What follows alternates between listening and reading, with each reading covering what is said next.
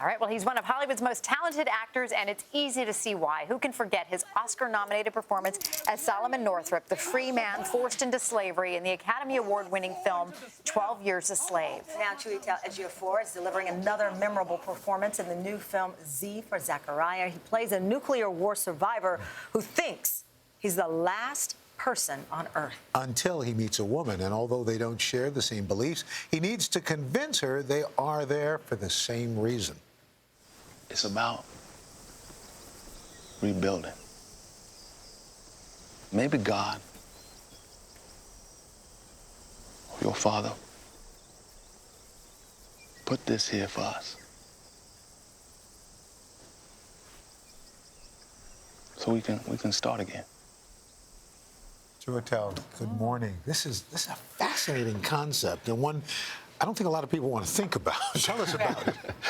Well, it's that. I mean, it's exactly that. It's this kind of post-apocalyptic landscape, this sort of nuclear fallout. And Loomis, who I play, John Loomis, feels that he's the last person, thinks he's the last person on the planet. He's traveling around, and he finds this valley that's been protected from all of the nuclear fallout somehow, just sort of geographically. And on it is Anne, played by Margot Robbie. And so they develop this kind of this friendship, this relationship, this beginning to find each other, to sort of feel each other out, potentially possibly a romantic one.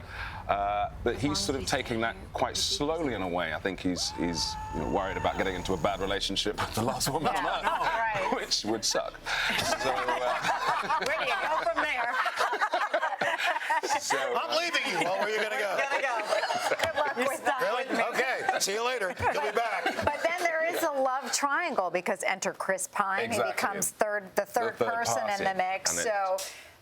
So it is fascinating. It leads to this whole, like, what would you do in this situation, right? I mean, it really makes you think. Yeah, it's such an interesting. I mean, I love the idea of doing a film that was just about the sort of interpersonal relationships of two or three people, very small, but had these wide and these really epic themes, you know. And so I was thrilled to get on board. How did you prepare for that? I mean, do you tell your friends, everyone, don't call me for a few weeks, I need to absorb loneliness? I mean, how do you prepare for that? Well, we were, in a sense, we were quite lucky. We went out to the South Island in New Zealand to shoot the film, which is gorgeous. I mean, absolutely beautiful place, but also pretty remote, you know. And so we ended up, and just with the cast and crew in a kind of small unit, small group, and quite unplugged. You know, it was hard to even get.